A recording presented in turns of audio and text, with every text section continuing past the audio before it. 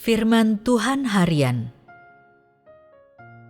Apabila engkau sekalian benar-benar ingin menemukan jalan hidup yang kekal, dan jika engkau mencarinya dengan sepenuh hati, jawablah pertanyaan ini terlebih dahulu. Di manakah Tuhan sekarang? Mungkin engkau sekalian akan menjawab bahwa Tuhan berada di surga. Tentu saja, Ia tidak tinggal di rumahmu, bukan? Mungkin engkau sekalian akan menjawab, Tuhan tentu tinggal di antara segala sesuatu. Atau mungkin engkau sekalian mengatakan, Tuhan tinggal di hati setiap orang, atau Tuhan berada di dalam dunia rohani. Aku tidak menyangkali hal ini, tetapi aku harus menerangkan hal ini. Tidak sepenuhnya tepat mengatakan bahwa Tuhan tinggal dalam hati manusia, tetapi juga tidak sepenuhnya salah. Itu terjadi karena di antara umat yang percaya kepada Tuhan, ada yang keyakinannya benar dan ada yang keyakinannya salah. Ada yang berkenan di hadapan Tuhan dan ada yang tidak berkenan di hadapannya. Ada yang menyenangkan hati Tuhan, dan ada yang membuatnya murka, serta ada yang disempurnakan Tuhan, dan ada yang Ia singkirkan.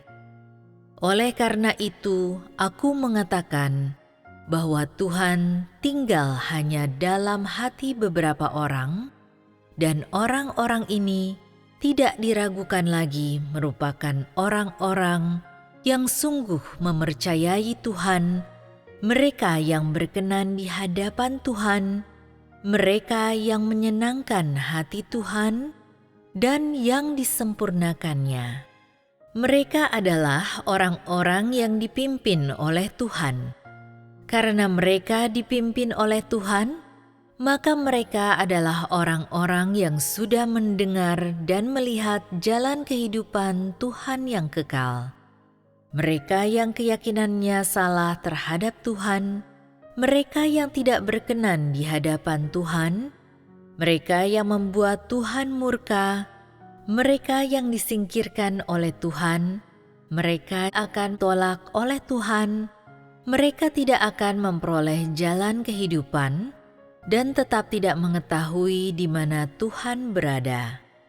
Sebaliknya, mereka yang hatinya didiami oleh Tuhan, tahu di mana Tuhan berada. Mereka adalah orang-orang yang dianugerahi jalan kehidupan oleh Tuhan dan orang-orang yang mengikuti Tuhan. Apakah sekarang engkau sekalian tahu di mana Tuhan berada? Tuhan berada di dalam hati manusia dan di sisi manusia. Ia tidak hanya berada di dalam dunia rohani, dan yang terutama, Ia tinggal di antara manusia. Oleh karena itu, kedatangan akhir zaman telah membawa pekerjaan Tuhan ke dalam wilayah baru. Tuhan berdaulat atas segala sesuatu di alam semesta, dan Ia adalah landasan di hati manusia. Dan selain itu, Ia berada di antara manusia.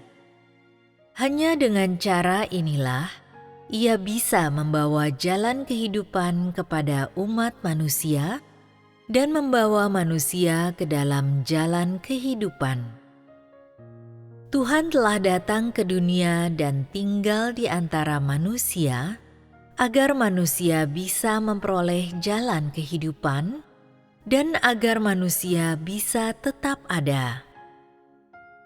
Sementara itu, Tuhan juga mengatur segala sesuatu di alam semesta agar semuanya dapat bekerja sama dengan pengelolaannya di antara manusia.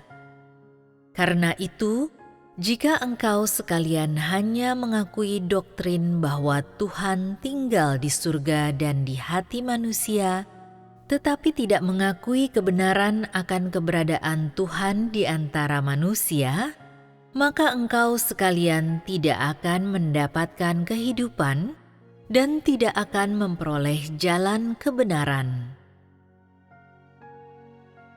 Tuhan sendiri adalah kehidupan dan kebenaran, dan kehidupan dan kebenarannya hidup berdampingan. Mereka yang tidak bisa memperoleh kebenaran tidak akan mendapatkan kehidupan. Tanpa bimbingan, dukungan, dan pembekalan kebenaran, engkau sekalian hanya akan mendapatkan pesan tertulis, doktrin, serta kematian. Kehidupan Tuhan tidak berkesudahan, serta kebenaran dan kehidupannya hidup berdampingan. Jika engkau tidak bisa menemukan sumber kebenaran, engkau tidak akan memperoleh nutrisi kehidupan. Jika engkau tidak bisa mendapatkan penyediaan kehidupan, engkau tentu tidak akan memperoleh kebenaran. Karena itu, terlepas dari berbagai imajinasi dan konsepsi, seluruh tubuhmu tidak akan ada artinya dan hanya akan menjadi daging, dagingmu yang berbau busuk. Ketahuilah bahwa kata-kata dalam buku bukan kehidupan, catatan sejarah tidak bisa dianggap sebagai kebenaran, dan berbagai doktrin masa lalu tidak bisa menjadi catatan tentang firman yang diucapkan oleh Tuhan saat ini. Hanya hal-hal yang diungkapkan Tuhan ketika Ia datang ke dunia dan tinggal di antara manusia adalah kebenaran, kehidupan, kehendak Tuhan, dan cara kerjanya saat ini. Kalau engkau sekalian hanya menerapkan catatan tentang firman yang diucapkan Tuhan di masa yang lampau hingga saat ini, engkau adalah arkeolog, dan cara terbaik untuk menggambarkan dirimu adalah seorang ahli dalam warisan sejarah. Itu karena engkau sekalian selalu mempercayai jejak-jejak pekerjaan yang Tuhan lakukan di masa lalu, hanya mempercayai bayangan yang Tuhan tinggalkan ketika dahulu Ia bekerja di antara manusia, dan hanya mempercayai jalan yang Tuhan berikan kepada para pengikutnya di masa yang lampau. Engkau tidak mempercayai arah pekerjaan Tuhan saat ini, tidak mempercayai dukungan Tuhan yang dahsyat saat ini, dan tidak mempercayai jalan kebenaran yang diungkapkan Tuhan saat ini. Jadi, engkau sudah pasti pemimpi di siang bolong yang terputus sepenuhnya dari kenyataan. Jika kini engkau masih memegang teguh perkataan yang tidak mampu memberikan kehidupan bagi manusia, engkau ibarat kayu mati, tidak bisa ditolong lagi, karena engkau sekalian terlalu konservatif, terlalu keras kepala, terlalu banyak beralasan.